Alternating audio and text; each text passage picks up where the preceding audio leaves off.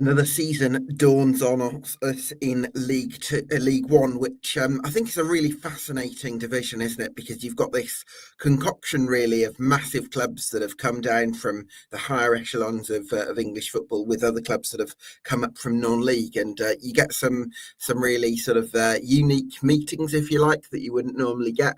And it's a fascinating league from that reason. Sometimes it's been a bit of a split league in the past in terms of the haves and the have-nots. But I think last season what we saw was that it's possible to compete against the odds if you don't have those resources.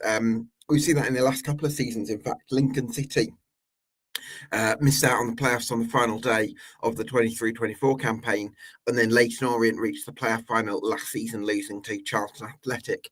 And so what kind of path is it going to take this season? Obviously, Luton Town are the heavy favourites for the division, but also Huddersfield and Stockport look much fancied as well. But meanwhile, on the other end of the table, it's difficult, isn't it, to pinpoint any one team that looks a real basket case and looks likely to struggle. And from my own point of view, I picked a bottom four, but none of them I'm particularly sure about their selection. So I think it shows how unpredictable League One is going to be in that vicinity of the table, even if there's possibly a bit more predictability at the top end. But there's potential dark horses as well, in the likes of Blackpool, for instance, who found real form under Steve Bruce after he took charge early on last season and were comfortably a top 10 side.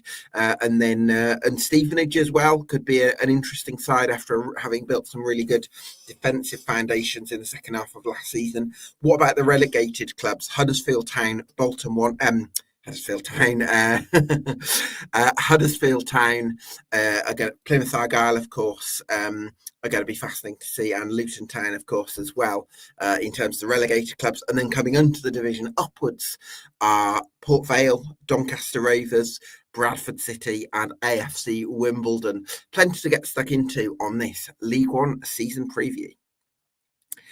So if you like what we do here at EFL Debate, you can do us a massive favour by getting subscribed to us on YouTube and on Spotify. Delighted to be joined by Joe from the excellent Off the Line blog. Joe, such a pleasure to have you on.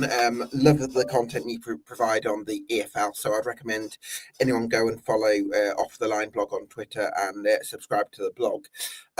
Joe, do you think this is going to be a season where the financial heavyweights pull away, or are there going to be a few more surprises in store? Yeah, cheers for having me on, Gab.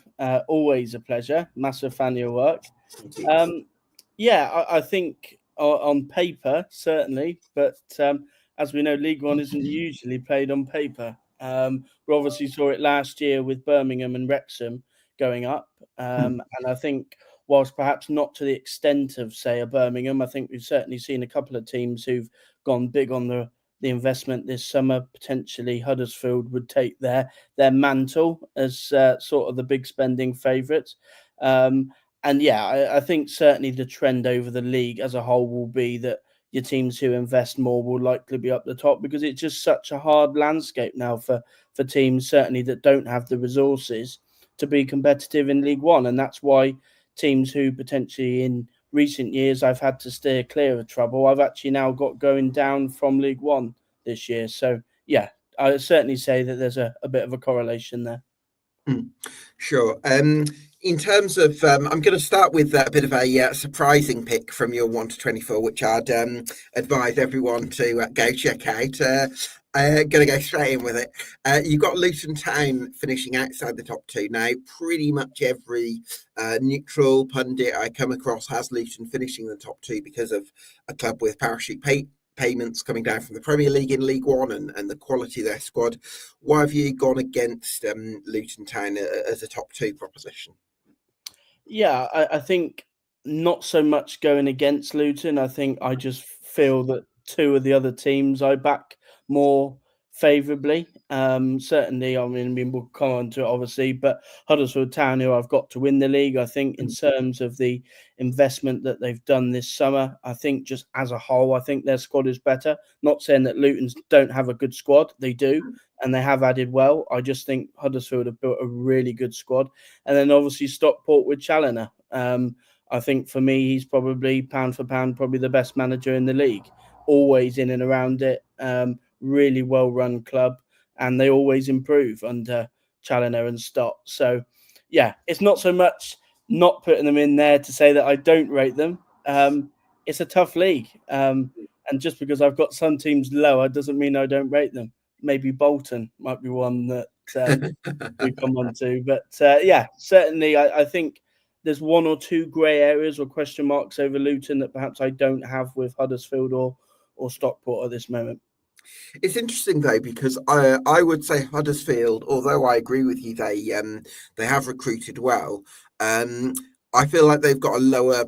Their starting point is a bit lower because their form at the end of last season was horrendous, and they've appointed Lee Grant, who they're hoping is going to emulate maybe a Chris Davis at Birmingham City with his experience on first team coaching staff, but that isn't necessarily.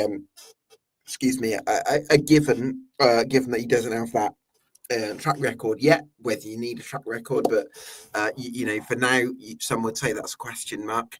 But also, it's a bit of a rebuild for Huddersfield Town. Whereas I think with Luton, they've already carried a group of players that were reasonably competitive in the Premier League a couple of years ago. And they've added to that with the signings of Nicky Wells, with Hakeem Adofin. They've signed George Southwell as well from Millwall, who's been a very consistent Championship player. For me, I would have Luton in the top two because of that quality and maybe some of the culture setting that I'm expecting from Matt Bloomfield as manager. Yeah, I think actually when we spoke a couple of weeks ago, didn't we, about who we had in our top two, and I think I kind of flip-flopped with Luton all summer really as to whether they were in there. They were at one point, but in the end I went for Stockport. I mean, I would agree with your observations on Huddersfield. The only thing obviously I would caveat with that is, yes, they weren't very good last year and they did drop off towards the end. I actually think their squad was better than perhaps what we saw. There was a couple of players within that squad, the likes of Joe Taylor, we didn't really see get up to his heights. He's a good player, and they got a crop of of players there, the likes of Miller, the likes of Ben Wiles, who I think are still decent League One players. So, yeah, I think it would be interesting to see with Luton, because I was expecting Matt Bloomfield to go more so towards a slightly different style of play. Speaking to some of the Luton fans, they seem like they're going to still line up with sort of a three at the back. I was expecting perhaps a change to more of a four that we saw at times last season. And obviously with Naki Wells, if they can give him service, I mean, there's a potential for League One top scorer this year. Yeah. But yeah, I think for Huddersfield, yes, as much as they've got a lot of work to do, I think they've perhaps added better during the summer. Yeah, I like the signings of Joe Lowe, who's I think a brilliant signing from Wycombe Wanderers, and Ryan Ledson as well. I think they're going to bring that sort of steel that maybe Huddersfield missed at times last season, and that kind of spine. You've also got Stockport in your top two, and I have to agree with you on that, just because I think I would actually say Stockport. I think Huddersfield and Luton maybe have higher ceilings than Stockport, but I think Stockport probably have the fewest question marks because they're a club that just has this culture of winning that they've built up over the last 6 years. Yeah, I mean, I think the only two sort of question marks I would have over Stockport is the fact that they have lost a couple of key players. Granted, they've replaced them really well, the likes of Will Collar, the likes of Fraser Horsfall. But the one caveat that I would add to that is Stockport are so well run and they're so good at their recruitment that it almost isn't a grey area, because whereas, say, Stockport, I think, have still got work to do with their squad, the track record in recent years gives you so much confidence that they are going to get it right. And I think when I did my write-up about Stockport, I think about a week ago, they hadn't signed Nathan Lowe and they hadn't signed Owen Dodgson at that time. And I still put them in the top two because that's just what they do. They're so well run. I got so much confidence, even as an outsider, for Dave Challinor, but also Mark Stott as well, that they're going to make the right decisions, and they very rarely get it wrong in terms of player recruitment. So, yeah, I think they are. I think they will quietly fancy themselves to perhaps upset one of those two, given how well they're run. And as you say, if the ceiling's maybe not as high, certainly maybe the floor is. Yeah, I absolutely agree. What was I going to say? I think Nathan Lowe is the game changer for Stockport County. I think he's as big a prospect as somebody like Louis Barry, who they had last season. I think I see Naki Wells getting the top goal scorer role for Luton.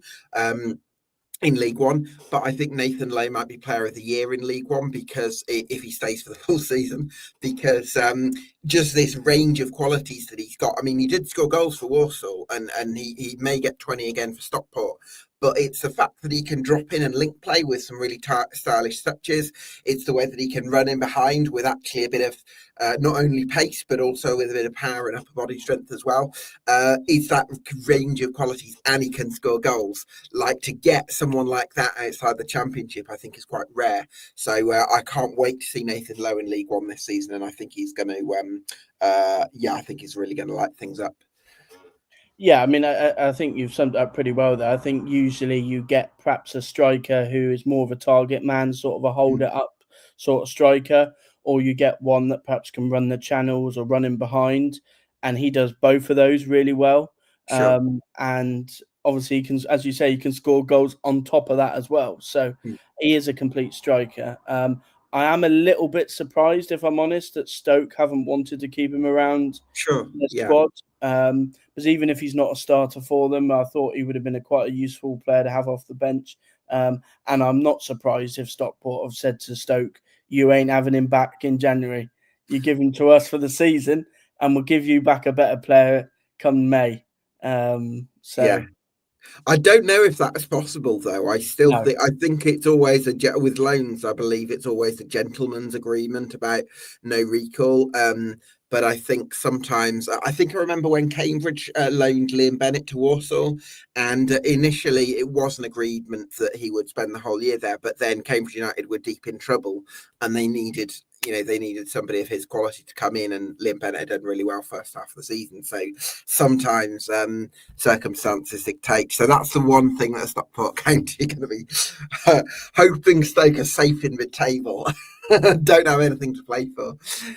So let's look at Leyton Orient then, because I think you might be in a minority, Joe, in having them in the top six, even though they were one of the league's form teams from November onwards last season, and have retained an excellent manager in Richie Wellens, who signed a new contract this summer, because they've lost 6 of their star players from last season, including Ethan Galbraith. But I suppose, as I imagine you're about to make this argument, Joe, they've actually recruited and replaced really well in most cases. Yeah, I'm just actually getting the list up of who they've signed so I don't miss anybody out. But it would be incredibly bullish for somebody to pick them to go as well as they did last year, having lost the likes of Keeley, Curry, Galbraith. But I'm just so bullish on Leyton Orient. I know that obviously I might be in the minority, but it's unlike me to make predictions that aren't popular. I just think they've done really well. Obviously, you're not going to replace a player like Ethan Galbraith. So I think there was always going to be that drop off. But in terms of some of the additions that they've made, I actually really like Tommy Simpkin on loan. Obviously, similar to Josh Keeley in that he's a young goalkeeper that they can perhaps develop. Again, left back, they've brought in Teo Adaramola, who I'm a little bit surprised didn't go back to Bradford, given that there was murmurings of that. But he's someone I'm quite excited to see what he can do, given that his season was cut short a little bit through injury last year. Obviously, the key one is in midfield. I mean, Idris El Mazouni back is quite exciting to me. I think he's going to have a brilliant year for them. And the one that I think not really that many people have talked about is Aaron Connolly, who I think if people before last season were to say to you, would Charlie Kelman get 20 goals? I don't think anybody would have given you that as a shout. Even Joe, in their title-winning season in League Two, Charlie Kelman was really useful as a pressing forward, but you wouldn't have. But I don't think he's got. I'm not sure he got into double figures, or he might have got 12 or something like that. So it wasn't like he was really prolific. So Yeah, it shows that he's kind of added that goal scoring instinct later in his career. Whereas I think Aaron Connolly, I think he's always been considered a goal scorer. I think he was in his youth career, where back in 2019 he was considered an 8-figure prospect at Brighton. So yeah, Aaron Connolly. I think the reason why it didn't quite fulfilled his potential in the first half of his career was maybe injuries and one or two attitude question marks. But the report of him at Sunderland are that actually he's put a shift in and had a great work ethic. So if you've got that and you've got fitness, then I think he's got a great chance of being one of the top goal scorers in League One. Yeah, and obviously under it's again that's that confidence level looking in from the outside. I think when you've got a manager like Richie Wellens, even if the names on paper don't stand out, the fact that he's such a good coach, it gives you confidence that he will actually elevate them.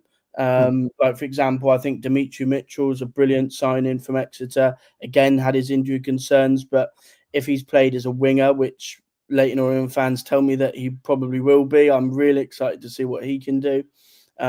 They've just signed Jack Morehouse, I think, on loan from Manchester United as well. I might have missed that, but I'm excited about that because I felt. Perhaps not officially announced, but certainly that it looks like that. Well, do you know what I'm excited about? Because when Ethan Galbraith first went to Leyton Orient, I thought of him. I didn't think he was as creative and as graceful as I'd now think of him. I thought of him as more that that dynamic 8 that kind of can do a bit of everything and get up and down and very direct and that kind of thing. I think from what I can gather about Jack Morehouse, he's a little bit like that with some ability, but not with the same sort of finesse. Whereas I think under a coach like Richie Wellens, I think he can refine his game. So with those raw ingredients, so that's what really excites me. Yeah, and yeah, again, it's that confidence. I mean, obviously, we haven't even mentioned Josh Koroma yet, who, if they can, I mean, he did pretty well at Huddersfield last year in terms of numbers, and I've got high hopes for him as well. So I think apart from potentially Ethan Galbraith, then I actually think Leyton Orient just look as strong across the board as they did at the end of last season, which is a bold claim, but I think in terms of what I expect from Richie Wellens and what he's good at, I think he'll be quietly confident, as am I, that they can push that top 6. Absolutely. So where was I? Plymouth Argyle, you've got inside the top 6 at the expense of Cardiff City, which quite interesting because I think in terms of squads on paper, I think people would probably go with, I would go with Cardiff. And I think that Brian Barry Murphy is a coach with probably a bigger CV than somebody like Tom Cleverley, who's had a good year at Watford. So what would be your reasoning for going with Plymouth Argyle over Cardiff City? Yeah, I mean, that was a late one, I'll admit, in terms of a change. I just think, given that Cardiff haven't signed anybody, granted, I think their squad on paper is stronger at the moment, but the fact that they haven't signed anybody, the fact that they looks like they're going to lose Yusuf Salech as well, it kind of puts all the emphasis on the manager to elevate that squad. Whereas I look at Plymouth, yes, they made mistakes last year, lots of them, in terms of the decisions they made, but they have restructured now. They will be looking to learn from those mistakes. I actually really like Tom Cleverley. I think he did a good job at Watford. I think they've added 1 or 2 really good players. Jamie Patterson, I think if they can keep him fit, will be good for League One. I think Javier Amici will probably be one of the better players in League One. Maybe slightly biased by the fact he absolutely tore us a new one at Playmore. I think apart from last year, Plymouth have always been that club that makes good decisions. Yeah. And I think even though they did have obviously that season of struggles last year, I think they are still a club that functions pretty well, and that Simon Hallett does do a fairly good job there. I would have more confidence in their structure than, say, a Cardiff, who are yet to sign anybody. And obviously, there's always a question mark over the ownership at Cardiff. So, I mean, it's very, very close, but that's why I've gone for them. Perfect. Yeah, I think I can see why. On the basis of ownership, I would probably have way more faith in Simon Hallett as an owner than I would have faith in Vincent Tan. So I think for Argyle, I've got that, and I am someone who likes to put a lot of stock in. If you've got solid foundations in terms of the ownership structure, those core principles can trickle down into the club, and good owners can have a ripple effect, and bad owners can have it. So I think that's that makes sense. Let's have a look at further down. Right, we've got to talk about Bolton Wanderers. Yeah, You've got yeah, one or two Bolton. comments, didn't you, Joe? Yeah, that's certainly didn't go down well. Yeah, I mean, look, I think every year there'll be at least 8 or 9 teams who expect to be there, but there's Yeah. always going to be one, if not more, that don't, for whatever reason, hit that. I think most people probably, I mean, I can't remember your predictions, Gab, but I think you were pretty bullish on Bolton last year. Yes, I had Bolton in my top 2 last season, whereas this year I've got them And 4. they obviously let us down last year. So, I don't want to start the ignite the flames, but they have got recent history of letting us down. Sure. So yeah, obviously they have got a decent squad in terms of the starting 11. I still do have 1 or 2 concerns about the depth beyond that. Yeah. In terms of midfield, Josh Sheehan and Ethan Hahn, brilliant pairing. I think they'll do really well. That's a big signing for Bolton, I think, Ethan Arahan. Yeah, obviously a real statement of intent. I don't think many people expected him to stay at League One level. So the fact they've got him is... Well, do you know what it is, Joe? I think last summer his stock was probably a bit higher, whereas last season for Lincoln wasn't really, quite as good as the 23-24 campaign, which probably played into Bolton's favour in terms of getting him. Yeah, potentially. And obviously, if they can get him back to what he did the season before last, then obviously they've got a fantastic player there. I know they obviously have lost a couple of experienced players, the likes of Ricardo Santos, who I know had his critics at Bolton, but obviously that's someone who I imagine would have been pretty influential in that dressing room. They've obviously lost Aaron Collins, who actually did really well in terms of the numbers last year. Sure. And that's one of the reasons why potentially I think they may just fall short is I actually don't envisage them starting that well. Because obviously they brought in Sam Dolby. I believe he might have picked up an injury. So in terms of that top end of the pitch, I think it will be a while before we see Bolton really get their best sort of make up. I must say I'm not crazy about the Sam Dolby signing. I mean, I don't quite know how he's done in Scotland. Presumably done quite well, but certainly from his time in England, I wouldn't be like, wow, that's a marquee addition as such. No, I wouldn't say market addition. Obviously, I think when they've tried to bring him in as your sort of main number 9, and I think Bolton fans were quite voiced their opinions last year that they didn't rate the other strikers they had, the likes of Dan and Ladou, who, if you haven't then having to rely on him in the early parts of the season, then I do question if they've got the quality of goals. But yeah, I mean, it's going to be interesting to see. I mean, obviously they're going to move towards more of I use the word transitional. Maybe that's not the right word, but a bit more emphasis on pace in the wide areas. Sure. Amir Cozier-Dubry, I think, is going to be quite exciting. He seems to have lit up in pre-season. And Matt Conway, who is almost like a new signing, really, because he's feels like it, doesn't it? Yeah, been obviously out on loan at Crewe, did really well there. And I think he'll be pushing for that starting spot. So, yeah, I mean, I think people saw them that I put them 10th and thought, well, I don't rate Bolton. That's not true. I think there are good elements of Bolton which I see, but unfortunately, there's probably good elements I see in 10 to 15 different teams in this league. And ultimately, I put them where I did. Yeah, for sure. I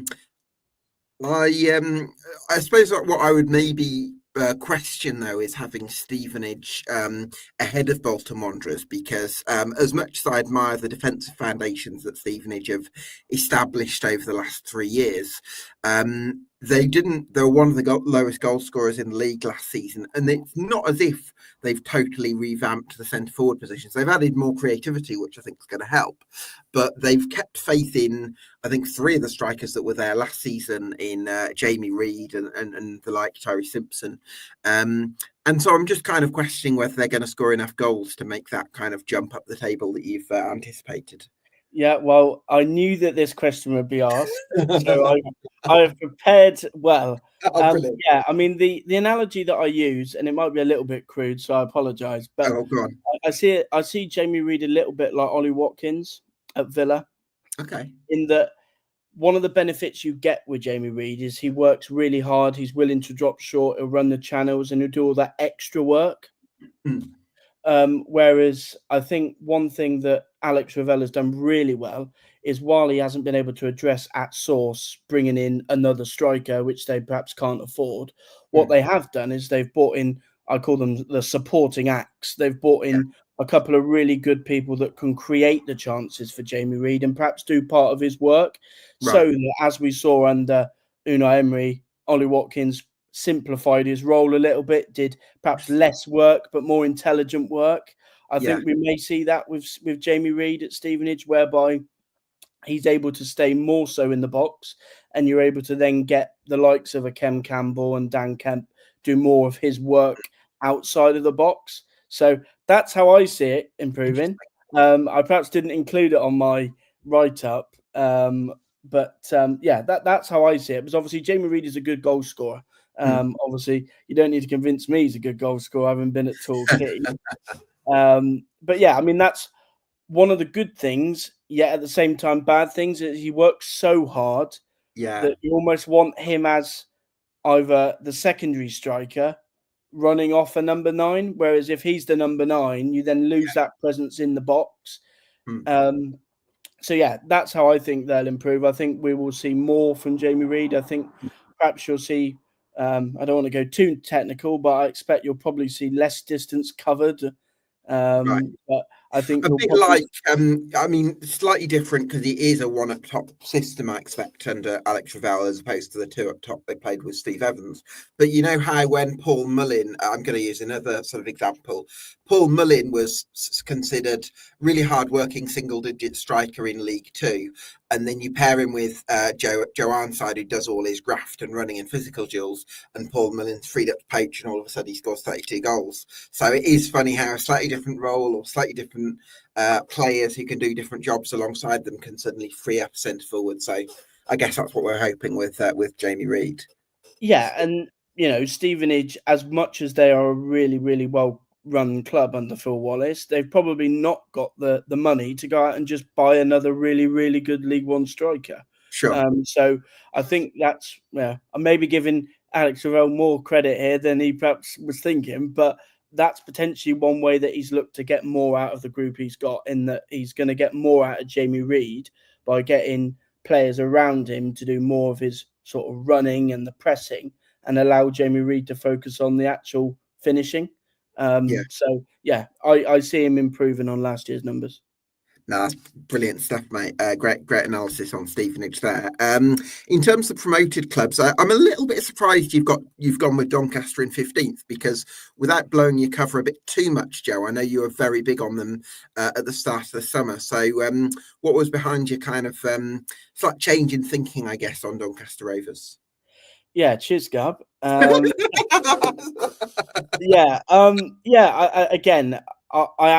do like Doncaster. I think Grant McCann perhaps doesn't get the sort of plaudits that he deserves. They started the summer really well in terms of business. Obviously brought back Lo Tatalo in goal. I think whilst he perhaps didn't have the best of seasons last year, I think Matty Pearson will be a pretty solid centre half for League One. And obviously the name that Doncaster Rover fans are all talking about is Damola Ajayi, who I was actually watching a video of Stevenage, which they put of Doncaster, which they put on their social media, of who's going to be the best player for Doncaster this year, and everybody virtually said Damola Ajayi. So I expect big things from him. But I look at the teams that I've put above Doncaster, and I just think they've perhaps added better or more during the summer than Doncaster. Yeah, but I know obviously I was very big on them to begin with, as much as I was very big on Blackpool and Stevenage to begin with. I think when we had our chats, but I suppose that is the beauty of how early do you go in your predictions, because if you'd have asked me a couple of weeks ago, then you'd have probably seen me put Stevenage in my top two, and I probably wouldn't have even had Luton in the playoffs. So, yeah, it's. I think Doncaster will be fine. Likewise, Bradford, I think, will be absolutely fine. Yeah. Two really good managers, two well-run clubs, and they've added well in the summer, and obviously didn't lose a great deal from the teams that came up.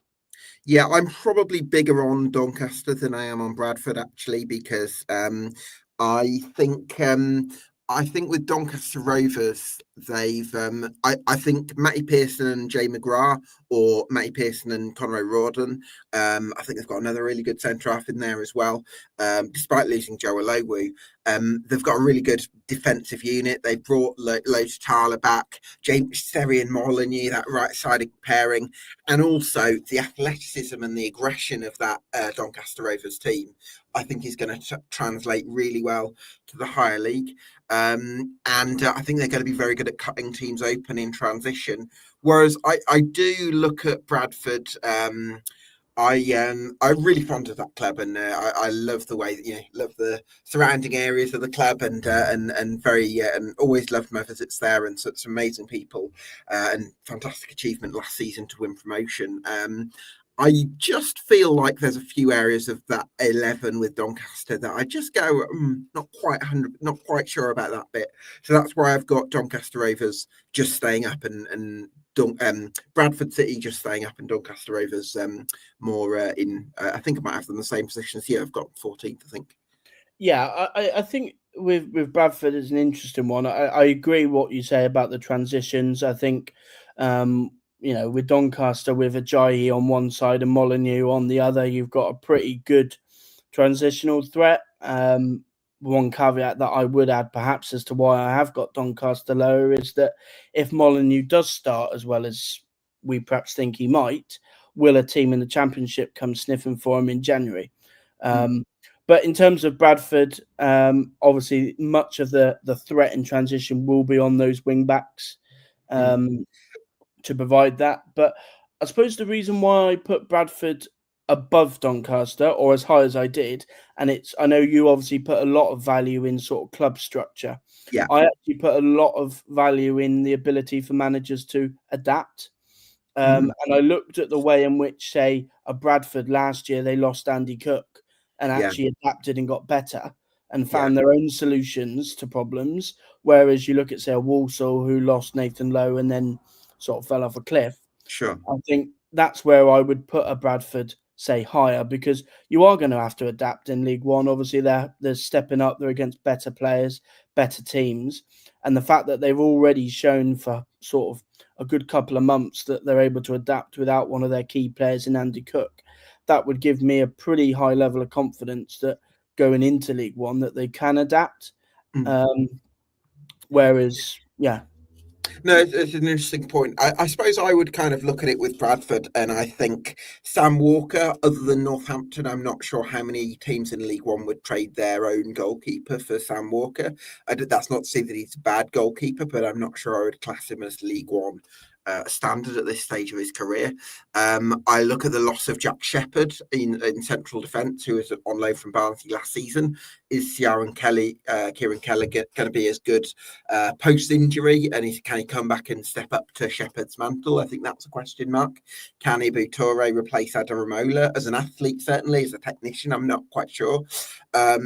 Have they got enough technical quality in midfield, because they've got the dynamism and box-to-box of Alex Patterson and the aggression of Max Power, but whether they've got somebody who can sort of look after the ball and be a bit more cultured at times, I'm not quite sure about that. And then I look at it up top. Andy Cook's a fitness question mark. Callum Kavanagh's going to have to win more physical duels than he had to last season because it's a tougher league. Yeah, a little bit. There's a few areas that I'll just have some slight reservations. So I think Bradford City have got a good core of players in Alex Patterson, Anthony Sarcevic, Bobby Poynton, Brad Halliday. Some players in there that I like. But there's, I think Joe Wright and Josh Nerfville are good signings as well. So I'd say there's 6 areas of that best 11 for Bradford City that I really like, and probably 5 areas that I'd look at and go, not quite sure about that. Yeah, I mean, the one name that I would add that perhaps you didn't mention, who I actually think has gone quite a bit under the radar, and the fact that they managed to get him on a permanent deal as well, is Jensen Metcalf, who obviously, when I was doing my pieces earlier in the summer, one of the challenges that I had for, say, Leyton Orient was trying to find a replacement for Ethan Galbraith, someone that could play in that right back role, who could go into midfield, who could drive the ball forward. And I actually really liked him when he was at Chesterfield. And I actually think he could provide a little bit more creativity and quality on the ball from deep. Maybe wrong, but I just really like what I saw at Chesterfield of him. But I obviously agree with what you've said in terms of there are 1 or 2 challenges Sure. that they've got to iron out. Yeah, we'll have to wait and see on Bradford City. In terms of, might as well look at the other promoted clubs then. You've got Port Vale and AFC Wimbledon just above the drop zone. I imagine similar logic to me in terms of Wimbledon, because I've got them 19th, you've got them 20th. I think we probably both think they're just going to keep enough clean sheets to stay up, and that's probably my thought process. Yeah, I mean, I can simplify my reasons much more than that, Gab, really, to 2 words. Craig Cope. Yeah. Yeah. I love Craig Cope. I mean, I think he does a fantastic job, recruits really, really well. And again, it's about that level of confidence. I suppose when we do predictions, we've got to have confidence in what we back in. And he gets it right so many times that it gives you confidence that while the signings in the building at the moment, you would think, yeah, they're okay, but perhaps not. And as you say, they don't shift the needle in terms of getting them to League One. I have confidence that by the end of the summer, and that if they need to do any business in January, that Craig Cope will make the required additions. But yeah, I agree in terms of the clean sheets. I know obviously they've lost Owen Goodman, but I'm wholly in agreement with you in that I think Nathan Bishop's going to have a good season.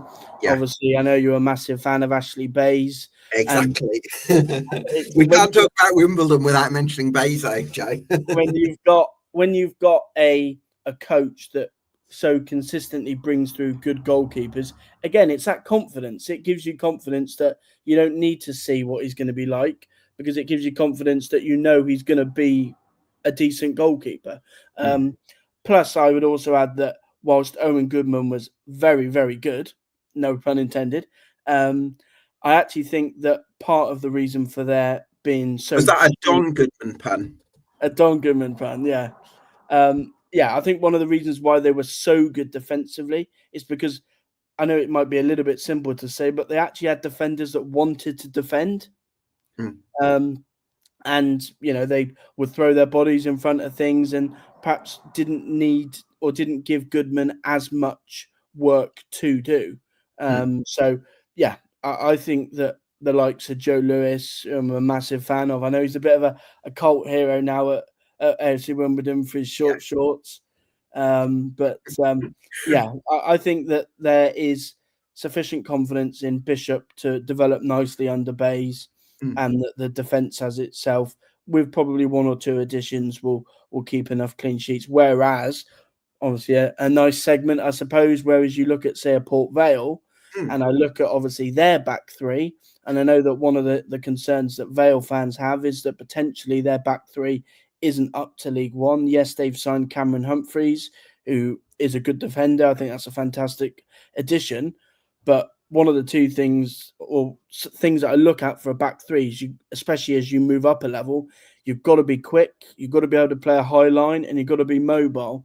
And I don't look at that back line and think, yeah, this Vale back line is up to it for League One as a unit. So that's where I'd have a concern. That makes sense. I think if I was going to make the case for Port Vale to finish a little bit higher, it's probably on the midfield, because Darren Moore's in the unenviable position of having to leave out one really good midfielder because he's got Reece Walters, who's a very talented ball-playing midfielder who's come through the youth system. He's got Ryan Crosdale, who's a brilliant ball winner, as he proved in the last 2 seasons in League Two. He's got Ben Garrity, who never seems to run out of energy. He's a lovely box crasher as well. And he's got George Byers, who was, one of the best players at this level with Sheffield Wednesday a couple of seasons ago under Darren Moore. So those are 4 midfielders, and he can only pick 3 of them. So that midfield, it would be the argument for me that kind of drags Port Vale up a few places, which is why I've got them 16th. But I can see why you might think that they might it might be a bit closer for them.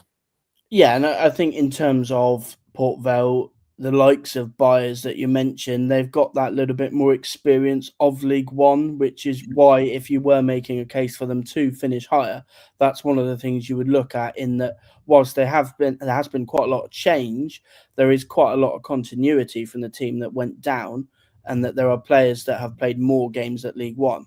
I know that there is one of the concerns at AFC Wimbledon is they've not got enough experience. And that's some way that you would look at Port Vale is, I think Darren Moore likes to, whilst there is 1 or 2 good young players, in the main, he likes a pretty experienced squad. Sure. And that's what he's got. And yeah, obviously, I mean, Crosdale in particular was absolutely brilliant last year in terms of going under the radar a little bit, in that he perhaps wasn't as flashy, but the work he did at that base of midfield was so important to their success.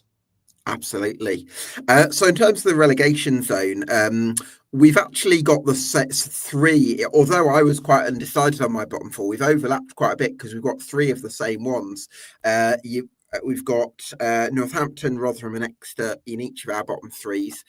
For the 4th team, I've gone with Mansfield Town, but you've gone with Peterborough United. So just talk me through why you've got the Posh going down. Yeah, tough really, because there was only really 3 teams that I was sold on for that bottom 4, and Peterborough were the one team I did have question marks around. I think when I was reading a piece actually this morning from Rhys Donnelly, the Stevenage fan. Yeah, he did. I think I might have read that. He's done some great stuff, hasn't he, Rhys? And he put a rather comical take on it, which actually had quite a serious take to it, was that whereas Peterborough used to be seen as this sort of up-and-coming, trendy, quite fashionable, we'll try and pick 1 or 2 gems. Well, everybody's doing that now. So there's no real value in what they're doing. Loads of people are doing that now in terms of looking from the non-league, etc.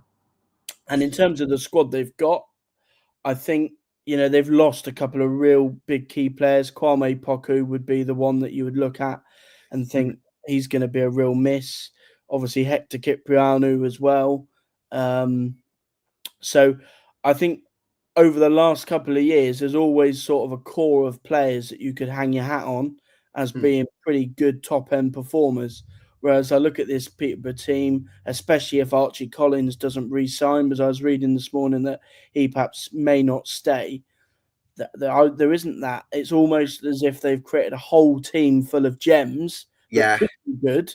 Yeah. But, we need some players for the here and now to get results. I agree, and one thing I'm slightly worried. I say I agree. I'm also excited about some of those players that they've got, and I think a few of them, like James Dornley and Harley Mills, will shoot up in their development, which I think which is why I've got them in mid-table, because I think that'll nullify some of the issues. But I think my sort of frustration with and for Peterborough is that they're suffering the pitfalls of developing players and suffering that inconsistency and backing that, and all the patience that requires, and they're not really tasting the perks, because some of these players they're not really getting the best years from. They're not, like, they've lost was it 5? They seem to lose 4 or 5 star players each season rather than 2 or 3, and maybe not keeping those players for as long as they'd probably like, and maybe not getting the fees that they would like in some cases as well. So it feels a little bit with Peterborough like at some point you've got to try and hold on to your players for a bit longer and hold out for those bigger transfer fees. Yeah, and the problem you've got, and it was I think George Ellick raised it on Not the Top 20, was that Brilliant stuff as well. they've Yeah. got a couple of players there who I actually think are really good young players who we've perhaps not seen yet in terms of their full potential. But because they've had the likes of Poku and Kipriani for the last couple of years, these players that I talk about have been sort of on the fringes. They've not really had minutes to develop. And then all of a sudden it's like, right, you're now supposedly got to be ready for League One. Yeah. I look at the perfect example for me is Chris Clark, a really good player who I really liked at Altrincham, but he's been sort of on the fringes. Yes, he's perhaps struggled when he has had game time, but now with Poku leaving and the likes of Mothersill leaving as well, Darren Ferguson saying to the likes of Chris Clark, you've got to be our starting winger now. And he's not had the benefit of sort of a couple of months, 6 to 8 months to really develop at League One. It's almost as if there's like a chasm between they've had a couple of rolling squads which have had 4 or 5 really experienced players at the heart of it. Whereas now they've gone right to the other end where it's virtually all inexperience and they've not got that sort of in-betweeny bit. Yeah, sure. Where you're then, the perfect example of what they do well is Harley Mills. They had Harley Mills come in. He's had sort of 12 months with him as that starting position. And now look at what he's doing now. He's been absolutely brilliant. They did it with Harrison Burrows as well. Yeah. But the likes of Chris Clark, Cian Hayes, etc., those sorts of players, they haven't had the benefit of consistent game time that a Harley Mills has. Yeah. Hence why perhaps Harley Mills came in later in his development. But now, if you were saying to anybody that watches Peterborough, you'd say, well, Harley Mills is way above where Cian Hayes and Chris Clark are at for League One. So, yeah, it's tough, and it becomes harder every year. I saw it myself with my own team, Torquay, when they had a team that nearly got promoted, and then within 2 seasons it got dismantled. If you keep losing good players, it becomes harder and harder to replace good players. And unfortunately for Peterborough, as much as their recruitment has been good, and it will, as I come back to that phrase, it gives you confidence that they'll be good.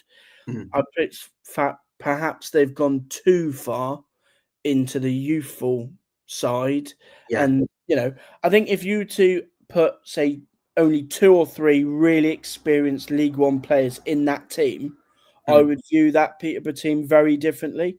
And I think in my piece that I did in the summer, I suggested going for Pelly Ruddock and for Dan Sweeney, because then I would see that Peterborough team so much differently because they've got that little bit of experience in the spine of the team. Yeah. Whereas I look at this Peterborough team, there's not really any experience. And you're then asking the likes of Harley Mills to be the more experienced player. And that's just not realistic. Yeah. That's not realistic, especially given how tough League One is now. It's ruthless now. So, I mean, I'm sure I'll be proven wrong, and then there'll be a Darren McAntony clip on TalkSport saying, "What does everybody know?" But But that is the one thing I would say with Peterborough. When it's Darren Ferguson, you have that little bit more faith that he might be able to get it right. But I'm struggling. I think the age profile of the squad and maybe not having those experienced and peak age players, it could be a little bit off balance for them. Let's have a look elsewhere. We've both got Rotherham United going down, which I think is quite interesting because they finished mid-table last season, and a lot of people, certainly a lot of Rotherham fans will be a little bit surprised or disappointed about that. So, can you sort of elaborate for me why you've got them in your bottom 4? Yeah. Almost sort of the wrong match at the wrong time, really. Obviously, they've promoted Matt Hamshaw to the role, which as an appointment in itself, I really like. Really young coach, obviously loves the club, big fan of his own club, and there'll be a desire there to do well. But you've got a really, really young coach, and all their business in the summer has been young players. And I'd almost want one or the other. I'd almost want sort of whereas I look at, say, Huddersfield, they've got an experienced group with a fresh up-and-coming manager, or you'd want an experienced manager with a sort of young up-and-coming team. Rotherham have almost got the worst of both, where they've got an inexperienced manager and an inexperienced squad. Yeah, I mean, I'd say he's an inexperienced manager rather than an inexperienced coach, because he was on the coaching staff with Paul Warne for quite a long time. So I think he might be in his late 40s or something like that. So I don't think he's necessarily young, but he's never been number one before, which is probably... Yeah, and that's perhaps I worded it wrong. That's more I was alluding to. Obviously, he was there as a coach, but now as a manager as well. And whereas I would actually say that, they've then brought in Richard Wood as first team coach, who, if they had an experienced number two, perhaps I'd see it a little bit differently in terms of an experienced coach. But is Richard Wood going to suddenly turn into an amazing coach overnight? Yeah, he may do, may not. It feels a little bit like kind of going for the Rotherham connection the whole time and looking in the contacts book rather than looking at this wide pool of who could be the best fit for us. You're shopping from a much narrower pool, which is sort of Rotherham United familiar faces. And I think that you massively risk not landing on the right quality if you're limiting yourselves to that familiarity. So, yeah, I agree with you on that. Yeah, and it's obviously it's authentic and a bit, romantic in terms of bringing in players that love the club and have a connection to the club. But ultimately, having someone that loves the club doesn't keep you in League One. You need sometimes, as much as he got criticism, I actually think Steve Evans, obviously he was in the main in his first spell well liked. Bringing in someone that perhaps isn't as intrinsically linked to the club and can be a little bit more bolder at times and take the tough decisions might actually be useful for a club now and again. You know, not everybody's got to be a media darling and a real fan. And, I think there's a time to have that sterner, more experienced view. And that's where certainly if I was a Rotherham sort of owner, I would have said, if you want to bring in Matt Hamshaw as a coach, he's earned his stripes as a coach. Now it's his time to be a manager. If you want to bring Richard Wood in, fine. I would have gone for an experienced number two as well. That if you've got all this Rotherham coaching experience around them, great. And I just don't see that balance there. Because, yes, I think Rotherham fans would say that last year they weren't great, but they had experience. Yes, all their players perhaps didn't perform as they could, but they had that bit of experience. They had experience in the dugout as well with Steve Evans. That's why I think there'll be a drop-off because, we talked about it with Peterborough and we'll talk about it, no doubt, with Northampton. Young coaches with young teams in League One often spells error to me. And they've put value in a couple of players in this squad who are the likes of Sean Raggett, etc. He's had injury concerns. Yeah, that's a big one. A couple of the players that they've bought actually in this summer have had time out through injury. So, when you've got a young team and a young manager and having to rely on players who might not actually be available half the time, those are sort of a couple of red flags for me.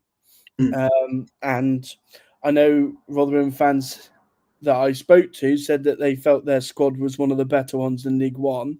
I don't see it, unfortunately. I think Jordan Hugo is a fantastic striker on his day. And there's one or two others, the likes of Kean Spence, who I think is going to step up really well from Barrow. But on the whole, I see too many gambles on players that perhaps aren't tested. And when you've got too many gambles, it's a gamble too far, unfortunately. Yeah, and I also think that Matt Hamshaw has basically been appointed to bring back the kind of spirit that the club had under Paul Warne, and I do see some mileage in that because he seems to be a very loyal character, and I can see some good people skills from that point of view. But I think that his attempts to build unity, both within the team and within the club as a collective, including the fan base, could be undermined slightly if things start badly, because the criticism is becoming more vociferous of owner Tony Stewart. And I think that, a lot of the attempts to sort of try and build a culture, I think, could become difficult if things don't start well, because of those underlying tensions and the fact that Tony Stewart has outstayed his welcome, really. And so, I think that's a big concern from my point of view with Rotherham United. Yeah, and I think that's one of the difficult things when doing these predictions is how do you quantify putting value on loving the club and Sure. yes, I agree in that I think there is value, and I think probably Rotherham fans are happier having someone like that they can get behind and back in terms of someone that loves the club, who's from the area, etc. But when Steve Evans came back in his second spell, everyone seemed to be on board with that, and then. Yeah. Unfortunately, in football, if you lose a couple of results, it doesn't matter whether if you like them as a person. That's the way, unfortunately, football's going, isn't it? So if he gets off to a bad start and loses a couple of games, it won't be so much a case of, oh, yeah, well, he likes the club. It will be a case of he's not up to the job, which could be one of the fears. But I hope he does well. I mean, if there's any of the teams in League One that I hope does well, it's Rotherham, because how nice would it be for Rotherham boy to do really well with Rotherham? That would be lovely. Yeah, absolutely. So Exeter and Northampton, then we've both got them in our bottom fours. But I suppose they'll both feel quite hard done by, as any team would, really, because there's no standout, not like a Sheffield Wednesday that there is in the Championship. I think with Northampton, you've got a head coach in Kevin Nolan, who did oversee some good defensive form in the second half of last season, and they steadily climbed away from trouble. And Exeter City under Gary Caldwell have finished 8 points, 10 points, 7 points clear above the drop zone in his 3 seasons in charge. So these are managers who have done well at their clubs so far in terms of getting results out of limited resources. But I suppose, feel, Joe, that financial disadvantage is going to catch up with both of them. Yeah, I think certainly for Exeter, I think given that there is talk that they have had some financial hardships, obviously that's not new to Exeter, given the way that they run, but obviously they have to go about things in a slightly different way in terms of the way that they recruit players. They have to go for a slightly younger profile of player. And I think probably, even though that is difficult, I think if there's any team that perhaps could get success by doing that, I think it's probably Exeter, funny enough, because they've done it for a number of years. But yeah, I think it's becoming really difficult to sustain that model in League One.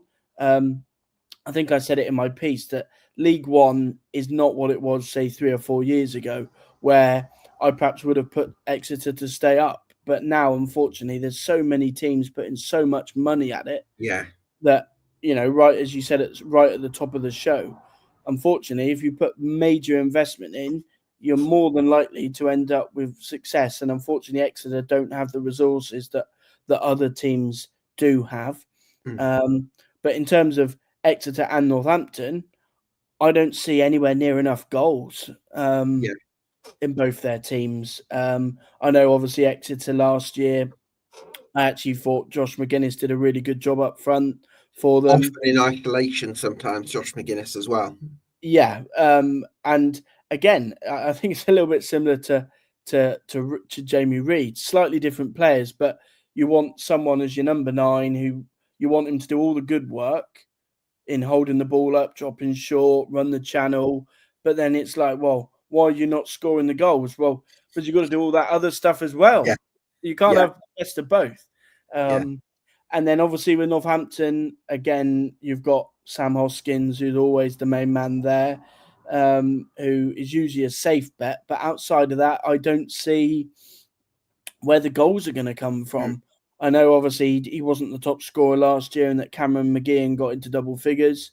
It was Costello second half of the season, wasn't it? He's gone to Wigan now. Yeah, so, and I think, again, that's where you come back to the finances. The hardest thing to sign in football is goal scorers, because everybody wants a goal scorer.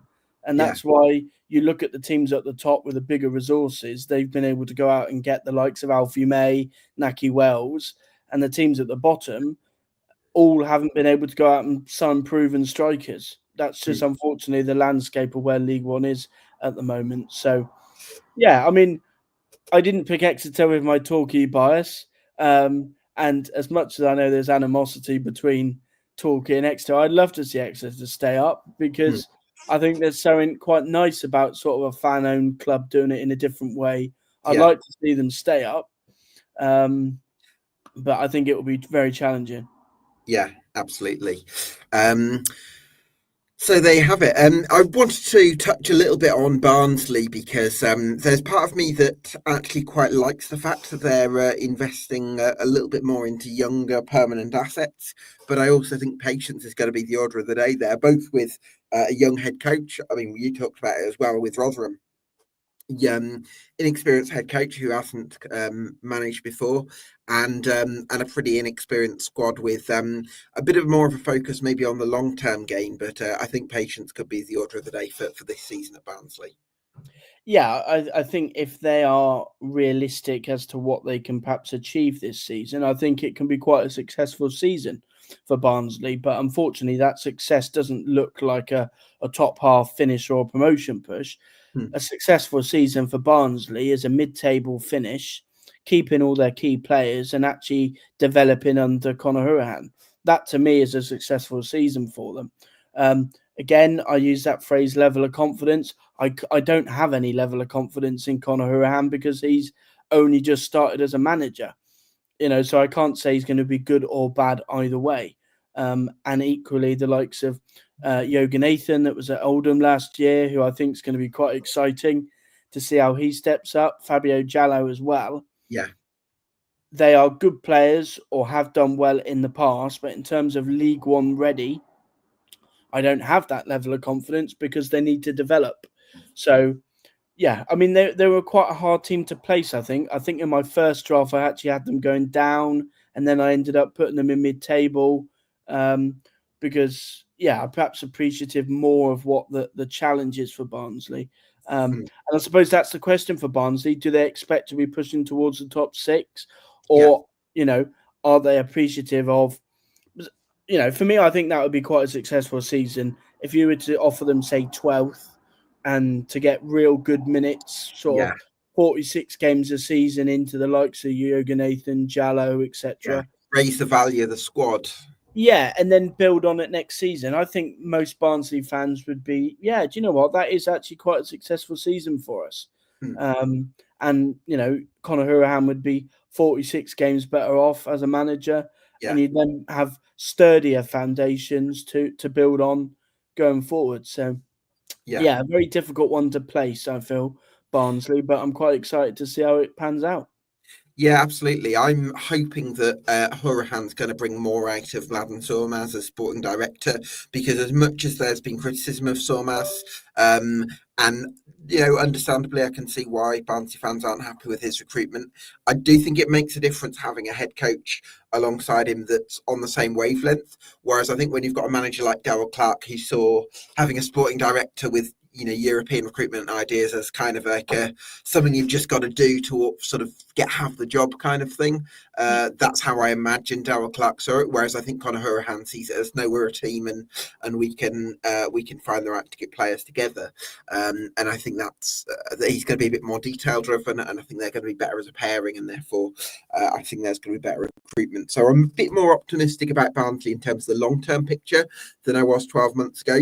But I'm kind of about the same on the status quo for now. I think Conor Hourihane probably would be a little bit more appreciative of sort of that structure in the boardroom than, say, a Clarke, because, I use the example of Steve Cotterill at Forest Green. He wants to be over absolutely every detail, everything at the club. Whereas because Conor Hourihane is learning, and this is his first job in football, I think he strikes me as someone that's very down to earth, very appreciative of the opportunity that he's got to manage in League One for a good football club like Barnsley. And he's perhaps a little bit more on board with that sort of modern thinking of the structure there. So, that may be one of the challenges for him, in that whilst he's got to also focus on the team, he's got to perhaps manage upwards as well. But yeah, I'm quite excited to see how it goes. I'd like to see him still playing on the pitch, but yeah, I think yeah. I think his legs have not quite what they were. Joe, such a pleasure to chat about League One and preview the season with you. So thank you so much for joining us. What are the plans for the Off the Line blog for the season, and what will people get if they subscribe? Yeah, so we've obviously just put our League One up yesterday. We've just put up our League Two a couple of hours ago. We've got Championship next week. We got all 3 National Leagues, 1 to 24s. We've also got Southern League Premier in there as well. Goodness. Coming next week. So try to get across all the lower leagues. I suppose mainly the focus is sort of Leagues 1, 2 and the National Leagues. But yeah, hopefully there's something there for everybody. And yeah, try to get to as many games as I can. Already got a couple booked in for the season. One with your good self, Gav, hopefully. So yeah.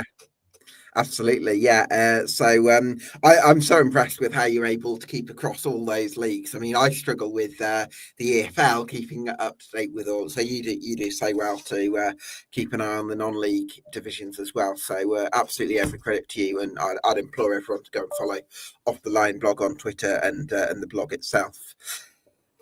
Yeah, I mean, that's one thing I would add is, apologies if I do get things wrong to fans. How have you not, how are you not over every detail at our club? Well, unfortunately, there's a lot of clubs, so yeah, I try my best, and absolutely. hopefully that's appreciated and people enjoy it. I'm sure it is. Maybe not my Bolton fans right now. Maybe not my Bolton fans, and maybe not Gillingham fans at the moment, but exactly. Yeah. Absolutely. Well, listen, Joe, thanks so much for joining us. Thanks everyone for watching, and we'll see you again for another episode of EFL Debate very soon.